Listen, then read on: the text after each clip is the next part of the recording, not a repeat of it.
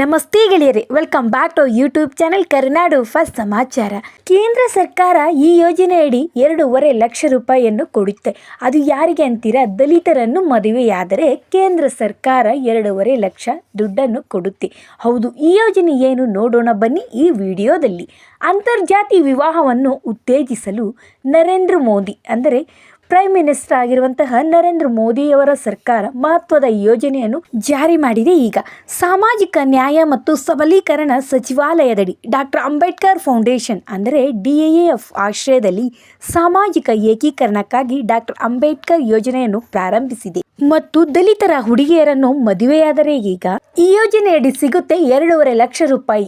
ಅಂತರ್ಜಾತಿ ವಿವಾಹಿತ ದಂಪತಿ ಸಮಾಜದ ಮುಖ್ಯ ವಾಹಿನಿಗೆ ಸೇರಲು ಸಹಾಯ ಮಾಡುವ ಉದ್ದೇಶದಿಂದ ಹಣಕಾಸಿನ ನೆರವು ನೀಡುವ ಗುರಿಯನ್ನು ಈ ಯೋಜನೆ ಹೊಂದಿದೆ ಮತ್ತು ಈ ಯೋಜನೆಯನ್ನು ಪ್ರಾರಂಭಿಸುವಾಗ ದಂಪತಿಗಳ ವಾರ್ಷಿಕ ಆದಾಯವು 5 ಲಕ್ಷ ರೂಪಾಯಿಗಿಂತ ಮೀರಿರಬಾರದು ಎಂದು ಕಡ್ಡಾಯವಾಗಿತ್ತು.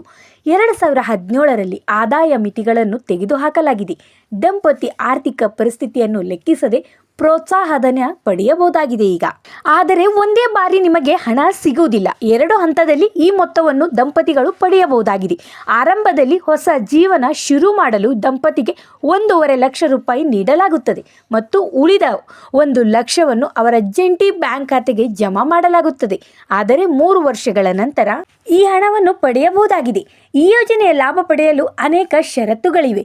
ಹಾಗೆಯೇ ದಾಖಲೆಗಳನ್ನು ನೀಡಬೇಕು. ಸಂಗಾತಿಗಳಲ್ಲಿ ಒಬ್ಬರು ಪರಿಶಿಷ್ಟ ಜಾತಿ ವರ್ಗಕ್ಕೆ ಸೇರಿರಬೇಕು. ಅರ್ಜಿ ನಮೂನೆಯಲ್ಲಿ ಹಾಲಿ ಸಂಸದ, ಶಾಸಕ, ಜಿಲ್ಲಾಧಿಕಾರಿಗಳ ಶಿಫಾರಸನ್ನು ಹೊಂದಿರಬೇಕು. ಹಿಂದೂ ವಿವಾಹ ಕಾಯ್ದೆ 1955ರ ಅಡಿಯಲ್ಲಿ ವಿವಾಹ ಪ್ರಮಾಣ ಪತ್ರ ಹೊಂದಿರಬೇಕು.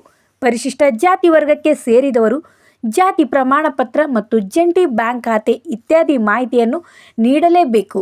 ಮದುವೆ ಆದ 1 ವರ್ಷದೊಳಗೆ ಪ್ರಸ್ತಾವನೆ ಸಲ್ಲಿಸಿದರೆ ಮಾತ್ರ ಅದನ್ನು ಮಾನ್ಯವೆಂದು ಸರ್ಕಾರ ಪರಿಗಣಿಸುತ್ತದೆ ಮತ್ತು ಮಾನಸಿಕ ಅಸ್ವಸ್ಥತೆ, ಮಾನಸಿಕ ಕಾಯಿಲೆಗಳಿಂದ ಬಳಲುತ್ತಿರಬಾರದು ಮತ್ತು ಮದುವೆಯ ಸಮಯದಲ್ಲಿ ವಧುವಿನ ವಯಸ್ಸು 18 ಆಗಿರಬೇಕು ಮತ್ತು ವರನ ವಯಸ್ಸು 21 ವರ್ಷಗಳು ಕಡ್ಡಾಯವಾಗಿ ಆಗಿರಲೇಬೇಕು.